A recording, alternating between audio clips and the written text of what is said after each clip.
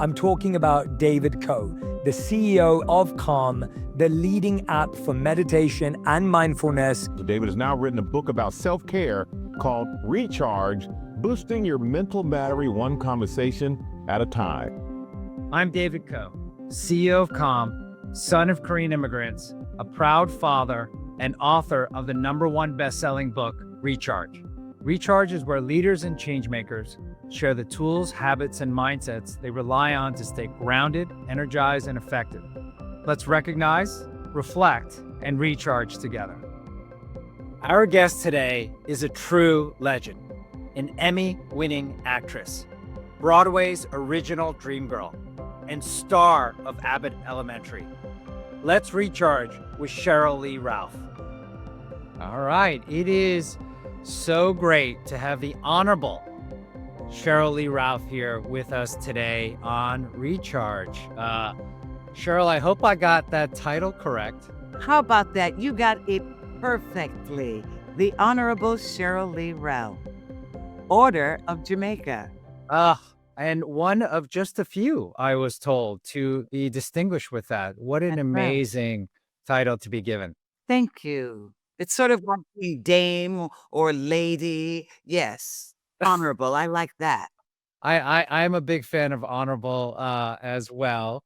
I first wanted to give you a shout out for your incredible Calm sleep story. Thank you. I was listening to it last night, Gallery of Dreams. Yes. I made it about 10 minutes in and it did what it needed to do. And I fell asleep and I fell asleep soundly.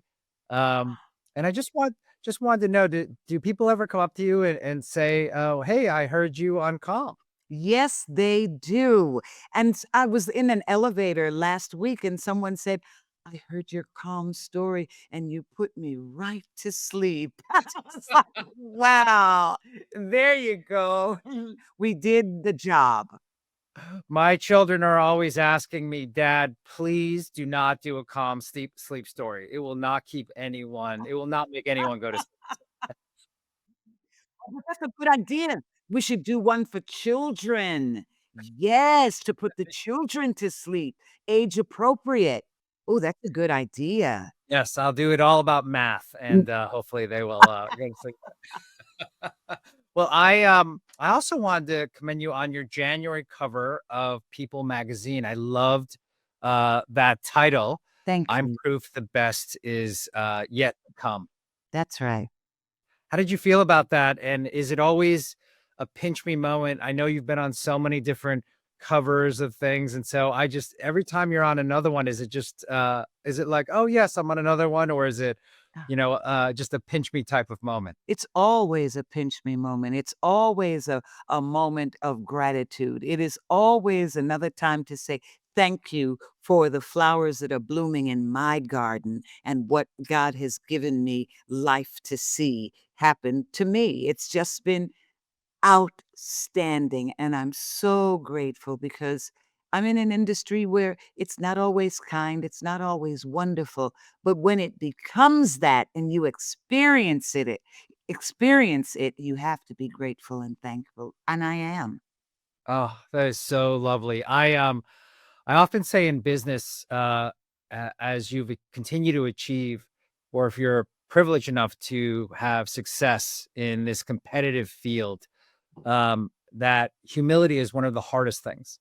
And what you just said is just the embodiment of just staying humble. How do you stay and continue to stay humble, like you just said?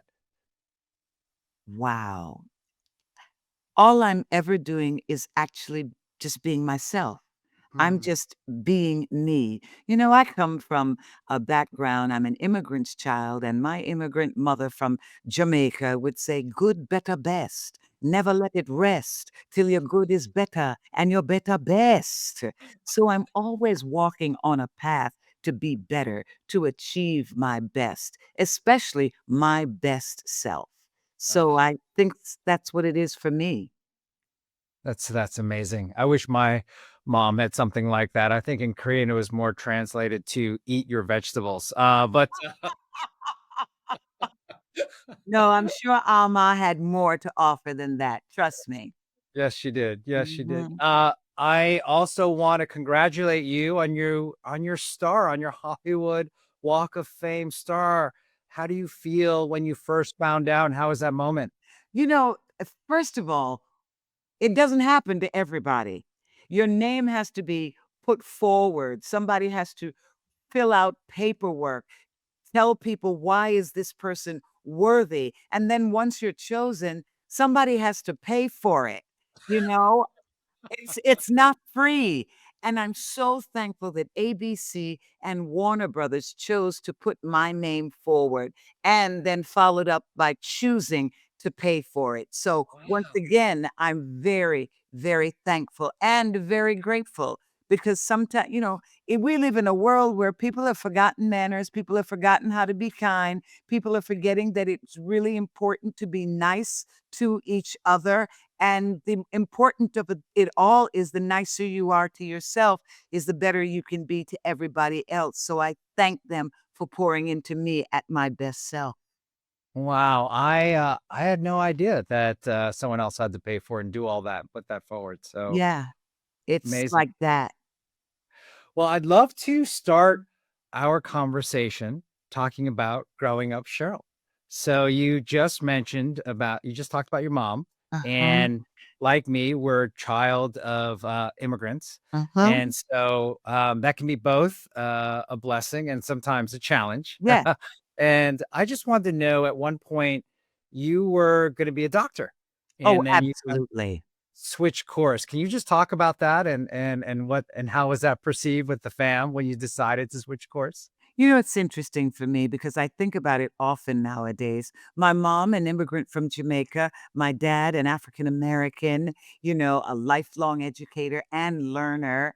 And my mother said, be a doctor, be a lawyer. And if you can't do that, then marry one.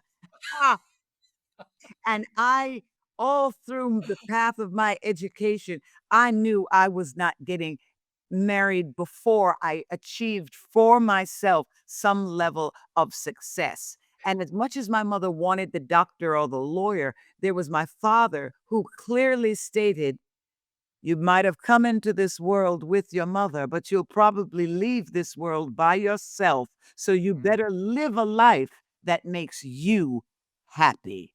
Oh, Yes. And that just armed me for being able to go out there. One, tell my mother no. Whoa. Huh, tell my mother no.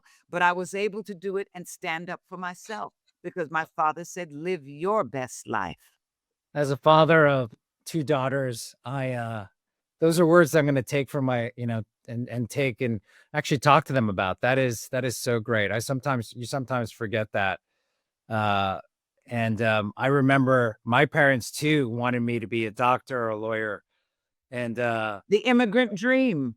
it's the dream, right? Every parent's like doctor, lawyer, and then but you have to remember to follow your dream. Absolutely. Your parents played such a pivotal role, as you can see in your life, and they continuously challenged you. And those are lessons that you just talked about that have stayed with you. Are there other things they talked about that have stayed with you, and advice you've given others and to your own kid along the way? I really have to say, one of the greatest gifts that my parents gave me is the gift of a good education. Having graduated from Rutgers University, the things that I learned in pursuing my degree, it's such a gift, and I don't take it lightly because so many young people, they're challenged by the opportunity to have a master's, to have a bachelor, to get past high school. And for my parents to give me that gift, it was something that I had to pay forward and give to my children as well. Education is an incredible leveler in life. And very often people, you hear this thing about, well, you don't need college. Well, maybe everybody doesn't need college, but everybody needs to continue to learn. Ah, so well said. Thank you. Read Yes. some books, write some books, teach some lessons, but education, it's just paramount, especially now where we see what happens when people don't have or get enough knowledge, education in order to empower themselves to make the best decisions. I am so plus one on that. And I often even talk about as in work, it's like it's always about continuous learning. That's right. So whether or not you're young and you're learning, or whether or not as we get older, we're always learning and continuing to learn to push ourselves. And so I just love what you just said there about education. Thank you. I just want to shift now to your career. You've intersected with so many icons and have had a number of mentors along the way. And now you are also a mentor to many. Mhm. I was just wondering about some of the advice that some of your mentors have given, and what are some of the advice that you give to others as a mentor? I remember that I was chosen as one of the top 10 college women in America by Glamour magazine. And with everything else that took place around it, you were given the opportunity to meet a woman who was succeeding in your path, in what it is you wanted to do in your career life. And Yes. I chose at that time Virginia Capers because Virginia Capers had just won the Tony for her role in the musical Raisin, which is the musical adaptation of the play Lorraine Hansberry's Raisin in the Sun. And I met Virginia Capers, who really became an aunt to me, a sincere mentor, someone who actually cared about me making it. And it would have been no surprise to her to see me where I am now, doing what it is I'm doing. She saw it. She talked to me about it, being prepared, being ready to meet the moment, expanding yourself as an artist. Don't just speak one language, speak more and learn how to sing in three. But one of the greatest things she ever said to me was, "Be as kind as you can to as many people as you can for as long as you can, because the same ass you kick today, you might have to kiss tomorrow." Yes. Mhm. That's Oh, why anybody who brings me coffee or is tending to me on a set somewhere, I'm like, I always remember, be good to that person because before you turn around, they'll be running the network, running the studio, running the production company, and they will remember how you made them feel. that's right. That's right. Yeah, That's an important one in business too. It's about never burning any bridges, right? that's It's right. like you never know. That's right, Uh, because life will change. And sometimes you're gonna have to go back to every place you've been. Yeah. I love that. So is that part of your narrative and your advice that you give to others as well? Yes, but I add to it, be as kind as you can to yourself. The better you are to yourself, the better you will be able to be to other people. It is very simple. When you see some people like loners in basements and stuff like that, and they feel invisible, they feel like they're not being seen. I mean, it is the most amazing thing that you have to pay attention to other people, and even in their sadness, there is something, sometimes people have broken wings, and sometimes you have to help them heal so that they can fly too. Yeah. Yeah. And speaking of broken wings, I think in your field, and especially obviously in business as well, folks deal with a lot of rejection, and that's just part of the business. What advice do you give to people who struggle with that rejection? And how might they handle that? For me, I'm in the entertainment industry. As an actor, as a performer, there's one word you hear repeatedly, and that's no. No, no, no, no, no. Even no, no, no, no, no, no, no. They will sing it to you. No. But I look at it like a no today can very easily be a yes tomorrow. but you've got to be able to hang in there and keep it moving for you. I think about the times that I thought about stopping.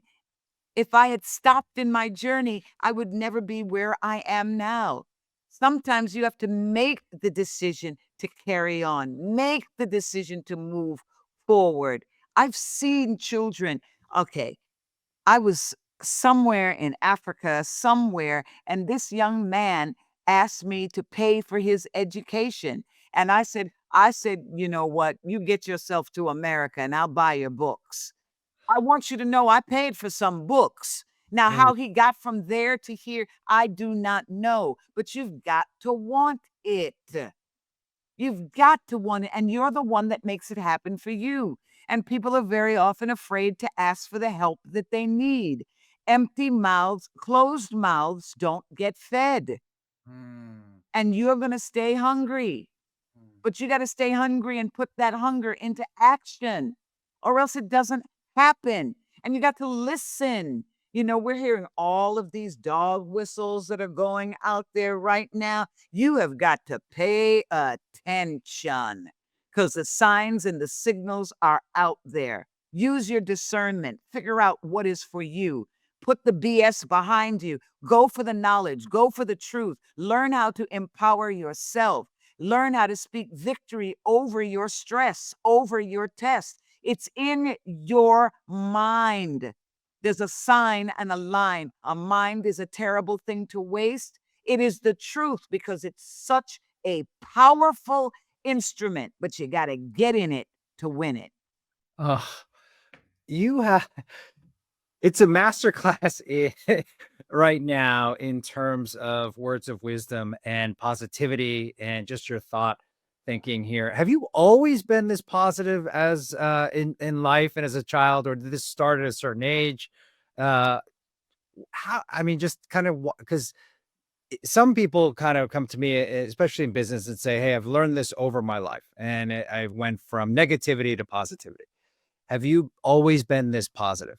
I think the foundation was laid for me by my parents. Mm. You know, my parents were fierce advocates for me. My parents were very vocal about what was expected of me. I'm also the first child.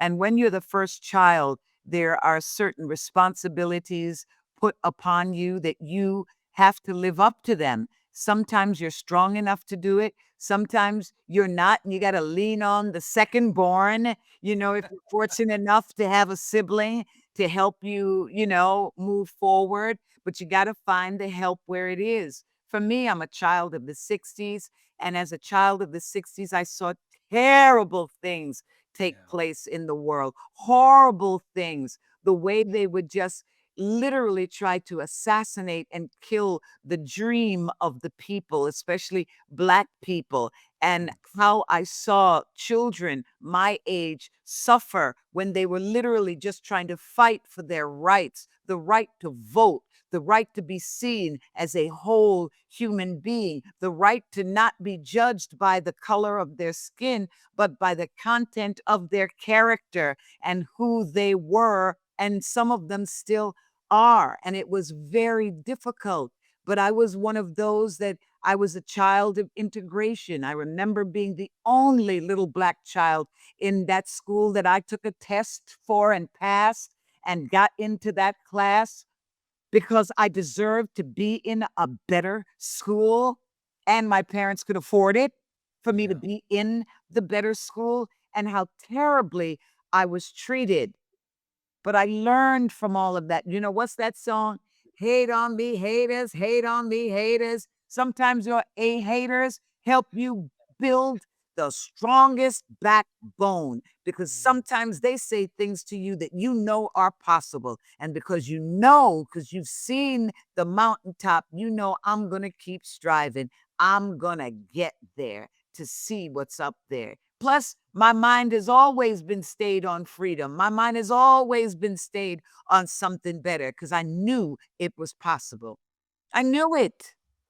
I love it. And wow, that is super powerful. And it it kind of lathers into my next question here. In your book, Oh, aren't you wonderful? Available now on Amazon.com or Wordy. I love this cover. Can Thank you just you. talk to us a little bit about and why you chose this cover? Because when I saw that picture, I said it feels like me. I have a thing I'm usually leaning like this, and that one was both hands and looking up and knowing better must come, better will come, better is ahead of me. Yeah, and I just love that picture. Plus, I I did the makeup myself, and I thought it's pretty good. I would agree. I would agree. Thank And in you. your book, you use two words often around legacy and representation. Yes. Why are those two words so important to you? Representation, representation, representation. As in, first off, what do you represent? When people look at you, what are they going to see? What are they going to feel? What are they going to feel is possible? Representation. For me, I was very young, and my grandmother said to me, Sheryl Lee Ralph, when you walk into the room, the whole race comes with you. Representation. Now, that's a heavy burden to bear, but it meant and it led me into a thought process that whatever it is I do, I don't want to embarrass my people, my family, my church. I didn't want to embarrass the children I knew I would have in the future. I Mm, didn't want other young artists to feel that they had to take the least, they had to take the scraps at the table. I wanted to empower them to know if it's not the table for you, build your own table. Get your own room. Better is possible for you, but you've got to be the one to do it. Representation. Then, as an artist, it's who represents you. I've been so scrappy in my fight to stay relevant. Sometimes I've had to represent myself. But uh, but in this whole arena now, who represents you? Who fights for you? Who's that agent, that manager, that rep that is going to wake up in the morning and say, "How do I move the needle forward for Sheryl Lee?" Who represents you? Also, what do you represent? All of that is so important to me. I love that. I think it's so important to many. Um, as we shift the conversation to mental health and stay on your book, um, you often mention balance in the book. Oh, God. And, what does balance mean to you? Balance is everything. It means overindulgence. It's like life is like this. Yeah, you can go like this sometimes, but don't go like that. Right. Don't bottom yourself out. Don't take things to the extreme. Drinking too much, not only does it mess up your insides, but it messes up your outsides as well. If you drink and you're pregnant, you mess up the brains of your child. That is very real. Doing drugs, when you do too many drugs, when you overindulge in drugs, it does alter your mind at times. It definitely alters your insides. I mean, anything that makes you poop too much is terrible. Oh my God. Why would you do that to yourself? You know, Staying in a dark place in your mind and choosing to keep yourself in that place. Don't do that to yourself. I was looking at this young woman who her foot was minorly, in my mind, minorly deformed because I have the same thing on my foot, but the girl had never had a pedicure. She had a sister-in-law for 10 years who had never seen her feet. And I was like, so wait a minute, you have not taken your socks off to walk in the sand, to feel the sand between your toes. You have not put a thong just to thank God that you got 2 feet that you can walk on.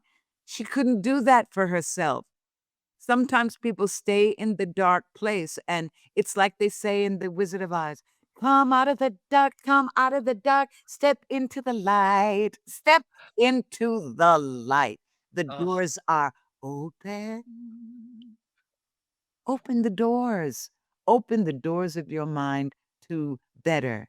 Now, sometimes I can talk about it like this, but sometimes people need help. They need medication. They need to get meds to help them balance out. If you need medication, get the help that you deserve and take your medication the way they prescribe it to you. There is no shame in taking your medication or getting the help that you need and deserve.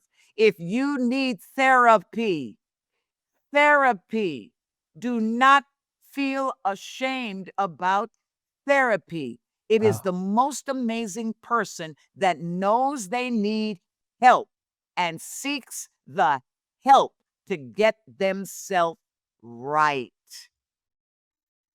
I love that. I have a new thing for us at Com. It could be Sheryl Lee Ralph. Open the door for yourself, open the door for others. And we can create something around that. Well, thank you. Thank you. Open the doors. I love that. As we are here in Mental Health Awareness Month, Yes. I would love your thoughts about stigma. Stigma, for us all, and stigma especially within the Black community. It's so interesting because in the Black community, you would hear things like, oh no, they just like that, and they lock that person in the back room, or that person stays up in the attic and you never see them. I'm very happy now that we are opening the doors and people are coming out and sharing their journey. My son was involved in a terrible car accident, hit his head. His whole personality changed. My polite child became rude, became loud. And everybody said, oh, it's the drinking. Oh, it's the drugs. We did not stop getting the tests and the help he needed. CT scan showed nothing. No, he's fine. He just needs rehab. Got another doctor who worked with athletes, and they did a much deeper scan on his brain. The doctor came back and said the young man has been bleeding on his frontal lobe. Ugh. That would change anybody. He said, I don't care if he drinks. I don't care if he smoked weed. I don't care. He's bleeding on his brain and he needs help now. Ugh.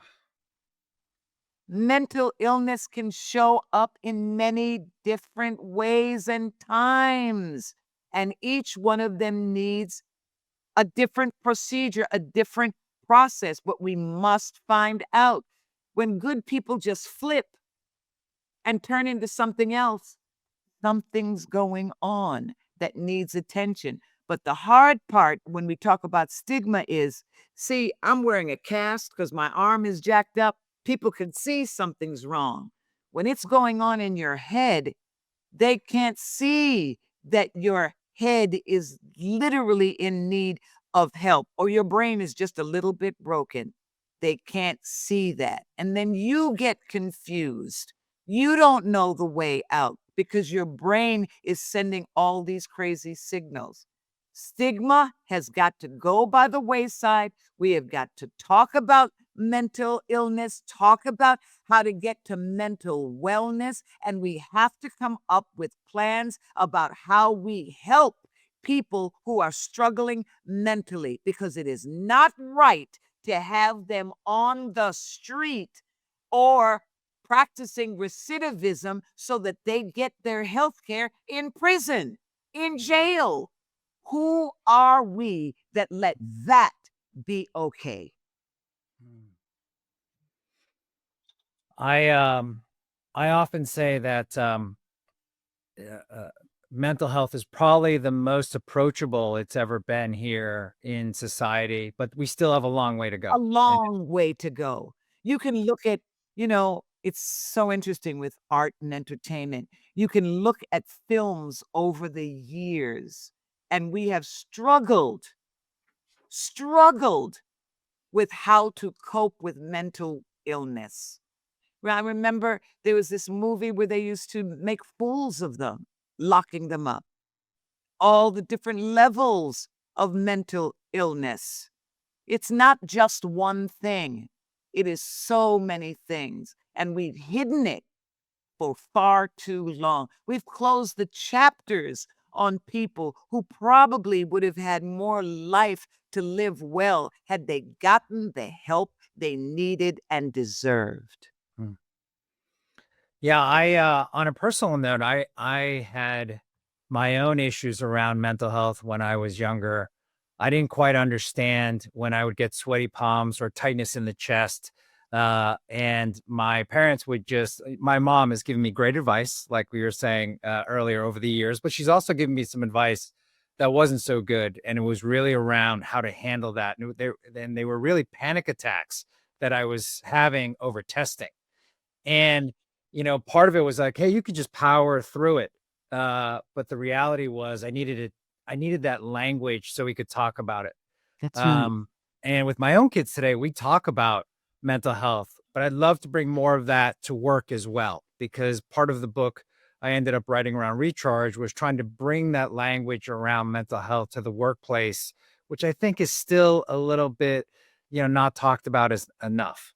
Oh, my son, in dealing with, his emotions, post that traumatic time, when George Floyd was killed, and young people took to the streets, and he and his friends, they were so angry. And one day my son came to me and he said, Mom, if we do not heal from this, we won't be good to anybody.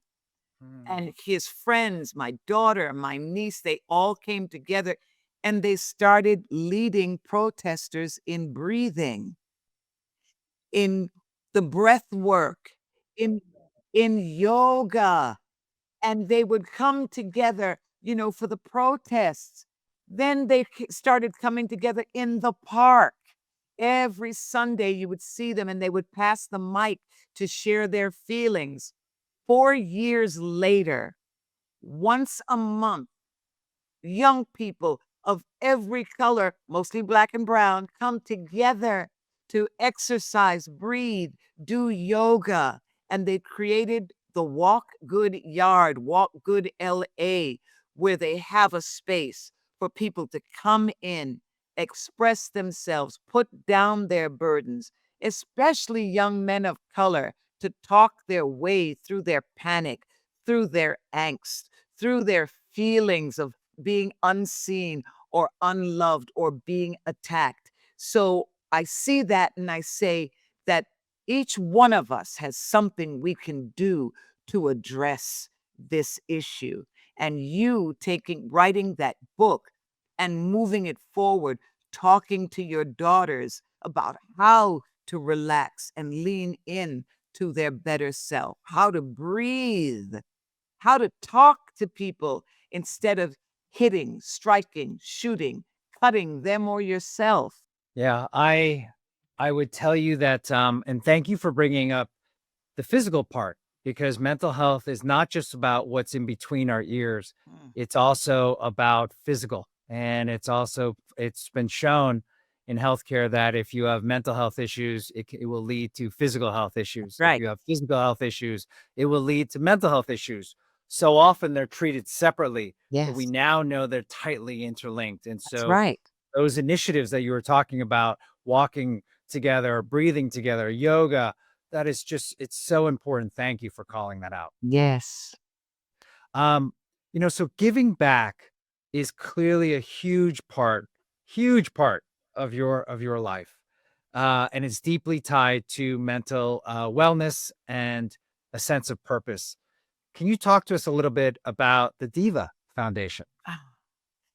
I founded the Diva Foundation, divinely inspired, victoriously alive, awesome, well, audacious. If it was Sunday, we would be anointed.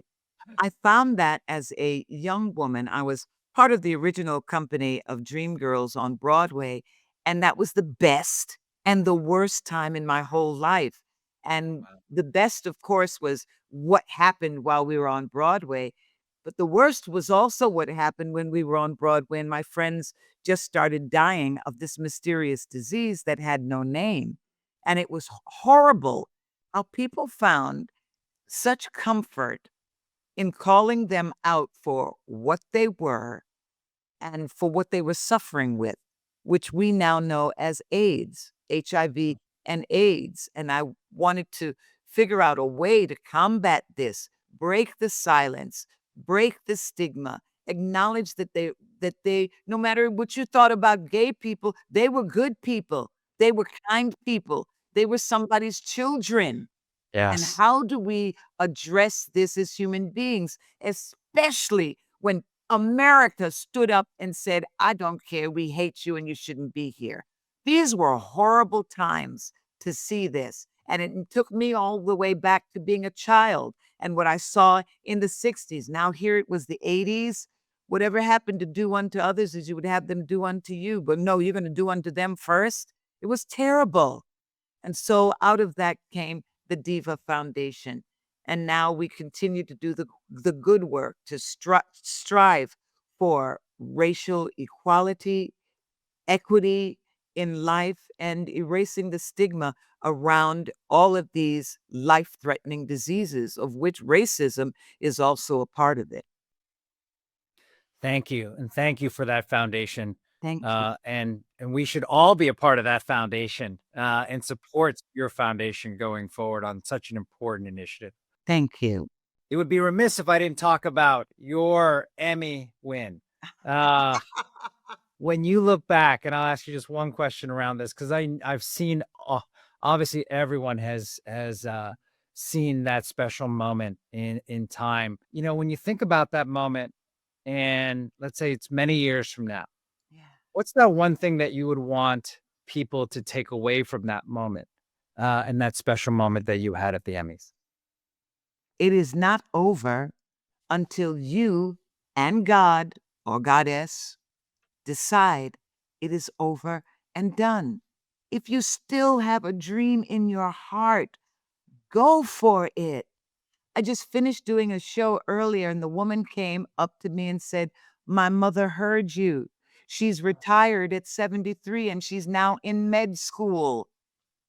Hey, it's not over. Follow your dreams Love that. and don't give up on you. Don't give up on you. Hmm. Yeah, I love that. Thank you. you're welcome. I want to shift the conversation again to the strength of maturity. Yes. And, you know, today there's obviously so much emphasis, as there should be, on the youth. Mhm. And we often overlook the power of maturity. Mhm. Do you see that in your industry? Oh God, yes. Absolutely. That's why you haven't seen a rom-com with somebody over 40. You certainly haven't seen one with someone over 50, as if just because you age, you become loveless or you're not interested in love. I mean, let's think about that. It's taken all of these years for us to have women in lead roles in shows. Come on, it's just been crazy. It's taken years for the industry to accept the fact that the image of people of color, Black people, it is many different things. It is not just a shiftless gangster or a prostitute. It's Mm. taken so much to refocus these lenses. And now I say, youth is beautiful. Youth is wonderful. Aging is wonderful as well. And sometimes with someone who has aged well comes wisdom. And wisdom is not to be treated like trash. It is to be held up and respected. Yeah. I love that. I love that. And so, what advice, and I know we could pull from some of the things that you talked about earlier, would you give people who are after 50, for example? Live your life. Live your life. Don't give up. There's love out there for you. There are more travel and journeys out there for you. But one of the things you have got to do for yourself is take care of yourself. You've got to try and listen to what the doctors tell you. Although I tell you, do you know how hard it is to find a doctor nowadays? Yes. It is a trial and a journey. I literally was in a car accident, needed a doctor, tried to get an appointment, called my service, the medical service that I'm a Yes. part of. This is what they said, and I quote it. I am so sorry, but we can't help you. You might just need to go to urgent care. But I can get a doctor for you about an hour and 30 minutes away from you. And that's in a city like LA. Oh my goodness. So sometimes, as we're having this conversation, I tell people I don't talk about what I heard. I talk about what I have experienced. It Mm, can be very difficult getting help and assistance, mm, especially medical help and assistance. I am sorry, but we cannot help you. mm. Huh. So I'm 4 days trying to find a doctor? Are you kidding me? But that's where we are right now. Wow. And, if you really think about that, even for, mental health, which we often talk about, Thank you. in many, counties across the US, most of them don't have anyone you can turn to. And that's why actually I am so grateful we have products today like Calm or others that people can use them in those times of need. Now, it's not going to help you if you really hurt yourself there, Correct. like your arm, for example, but it Yeah, can help you in those moments in your journey, because you just need someone to or something to turn to every once in a while for your own mental health journey. absolutely. And knowing that you need the help, I'm going to keep saying it, knowing that you need the help is paramount. Yes, Yeah. absolutely, absolutely. Today with young people, there is, and switching to the young people, there's so much pressure on, um, your appearance Yeah, and how you look, especially with social media, as we all know today. that's right. And you've been asked at times to, kind of to change your look per se. Mhm. How did you stay true to yourself? I love myself. I love the Mm, shade that I carry in life. I love my nose. I love the lips that I have, the ones that they made such fun of when I was little. Who know they'd be so in style now in life. Oh my goodness. I love me. I think about had I listened to those kids, what if I had done something to my nose, if I had changed it? What if I had changed my lips? What if I had changed one thing about me and the way that I was born, the gift that I was given to bring to life? Wow, things would be so different. But then again, I didn't have a camera always in my face every day from the time I was born. We yeah. now have kids, they know the camera because it has Mm, been in their face from the day that they were born. They are constantly looking at themselves. When I was younger, you had kids, you didn't have the choice between there were no black dolls. So you were just falling in love with the little white doll. But that was your yes. role model. That's all you saw. Thank God things have changed. Now kids are looking through YouTube, they're looking through TikTok, they're looking through whatever else it is out there, and they're looking at all of these images. And a lot of them want what is not a true image, they want a filter. They Mm, want what is not real. They want what is not attainable for them. When you walk into Sephora or Ulta and you see those little 9-year-olds in there trying to get skincare, it's like, baby, go home. Go get yourself a nice basic bar of soap and wash your face. yes. Take all that stuff off because you don't need it. But they're not getting those kind of messages that let them know give yourself patience, Mhm. give yourself time. Grow into who you will become. Have patience. Give yourself grace. I speaking about children, and maybe we can shift to children. I have Um, 2 and I love them. Oh my god, I adore my children. It's just so crazy. I love that. What have you learned from your children? I learned that each child is their own individual self. Hmm. At one point, I thought that the school was the school for both of them, but I realized that sometimes that is not the case. The school that was right for my son was absolutely the wrong school for my daughter. And I had to find out, how does one child learn that is different from the other? One, you can set them down in front of their books, in front of the math and all of that. It's no problem. The other one, you can't necessarily do that because they learn by listening. They learned visually. So that was, whoa, that was very interesting to learn all of these things. And sometimes I look back and I said, God, I wish I knew more now then that I know now. But you, as a parent, you have to be open, open, open to finding out more and more about your children and how they learn, how they're going to make their way through life. But you can't hover around them, but you just have to be close enough to watch and observe. Yeah. I love that. It's so, as a parent myself, it's so hard at times to let go. Oh my Uh, God, but you have to. You yeah. know, for me, I'm going to be like that eagle. I'm sitting here on this egg through every up and down. I'm going to hatch you. I'm going to feed you. I'm going to let you know what it's going to take for you to fly because I'm going to push you right out of this nest. Bye bye. Take flight, baby. Oh, you're falling. Let me go catch you. Now, come on. We're going back up, back up, back up. And just know I'm going to drop you soon, too. So I hope you learned how to fly. And there they go. I love that. Yeah. I love that. Have you, it's funny in business too. I often say that while obviously they're not children, you can't be a part of every decision.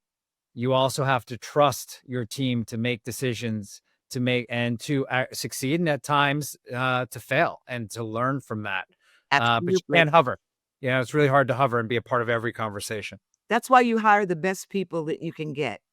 Mm. You hire the best. I was once shooting a short film, and one of the actresses did not like the wardrobe. She didn't like the wardrobe.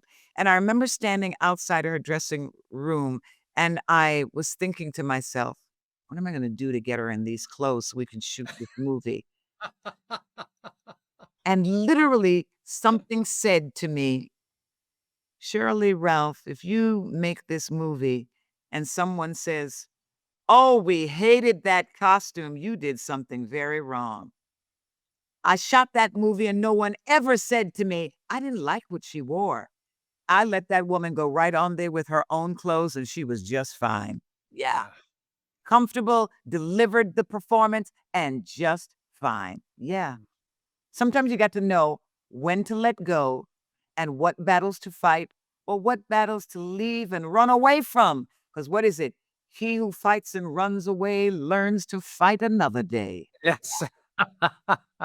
Are there any rituals that you have with your kids? And so I'll give you one of mine this year. We're trying to have more conversation. You know, I often find that when we have dinners together, they're so rushed. And so now we try at least twice a week to put away our phones because that seems to be a constant source of distraction, Yes. actually, for us all, and just to be more present with one another.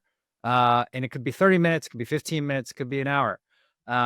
Is there some things that you try and do with your own children today to maintain your strong bonds? We do that. First of all, we talk to each other a lot every day. I work with both of my kids, so we're working and talking together. We also take time as a family to eat together, go somewhere special, even if it's at our own home table, to keep those avenues of communication open, open, open. And we like to travel together. It's nothing for us to all be together, going somewhere together. So we have three last questions. Okay, go ahead. They're not speed questions, but they're just three. I used to say they were speed questions and they were slow. Questions from that. But how can I have a conversation with Sheryl Lee Ralph without mentioning, obviously, Abbott Elementary. Ah, It is actually, I wanted to let you know, a show that has brought my wife and my youngest daughter even closer together. That's their jam. I come home and they'll be watching it together, and then they'll watch the reruns together, and they'll go back, which love that. I just love. Have people come up to you, obviously, and just talked about what that's meant for their own relationships with their kids? What you just said to me is something that I hear all the time. There's something about the intergenerational appeal of Abbott Elementary that is just golden. People Yes. love to watch it with their family. There are people who even Zoom together to Oh, watch it on Hulu if they missed it the night before on ABC. And that's why streaming is so important for us in our numbers because so many people watch the show over and over on Hulu. And it has just been an amazing, wonderful gift. And I'm so happy that Abbott Elementary is shining the light on the importance of education, the importance of educators, and the importance of that making sure that all children are given access to the kind of education they deserve here in these United States. note for Hulu, it's why we have Hulu, just so you all know. It's because of Abbott Elementary. Thank you. uh, so you are the original dream girl. Yes. What dream do you have for young girls today? Oh my God. I want young women to empower themselves, knowing that they are the most important person in their life. Understanding if you can really handle that, you are going to be intimately involved in every choice that you make in this life. And I hope that you will make the kind of choices that will serve you well. Because life, if you're lucky, is a long thing to live.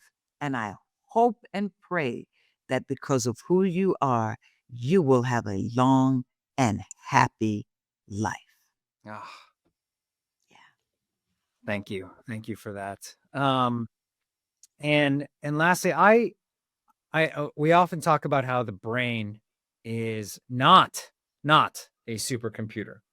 No, but I will say garbage in, garbage out. Yes, yes. And you could treat it more like a battery. Okay. It needs recharging. It Yes. needs rest. And it's really the core of this show and the core of the book around recharge. And how we protect our own energy and rest and ourself and how we can be our best self Yes. every day. And so I love to ask you, how do you recharge? I'm a good battery. Mm. I do nothing. Nothing. I try my blessed best to disconnect. Leave me alone on the weekends in my room, sitting up in my room, watching some good TV, listening some music, discovering songs I haven't heard before, picking up a book and reading the book, thumbing through all of the magazines as they pile up and then get rid of them to make room for the next thing and have space for more peace in my life. Oh yeah, take a bath. I love to take a bath. Oh my goodness, with some nice Epsom salts. I love to turn the steam on in the shower and just sit there. Oh my goodness. The heat is Oh. so good for the body, baby. Relax. Do nothing. That's me. Recharge. Yes. I love that. And I will tell you on a personal note, I recharge by having conversations like this. I've realized that for myself, I need to spend time Oh, with quality individuals like yourself. I learned so oh, much from these conversations, and I become a better person as well. And so, thank you so thank much for taking the you. time today. And this was an absolute pleasure to Thank be with you. you. Thank you very much. I enjoyed it. The recharge and the calm of it all. Yeah. Oh, and if you haven't read the book, please everyone, grab it and read a copy. Diva 2.0. Thank you, Sheryl. Thank you. Mwah. Become recharge.